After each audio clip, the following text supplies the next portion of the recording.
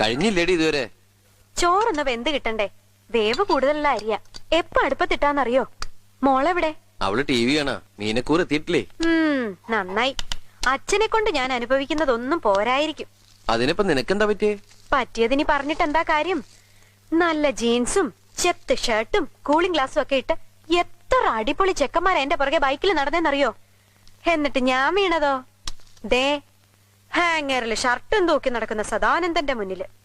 അതെന്താടി നീ അങ്ങനെ പറയണേ? വെറും സുമംഗലയെ ഞാൻ സുമംഗലിയാക്കിയില്ലേ? അത് വല്ല കൂടോത്രം ചെയ്തിട്ടാണ് എനിക്കിപ്പോ സംശയം. കൂടോത്രൊന്നും അല്ല മോളെ.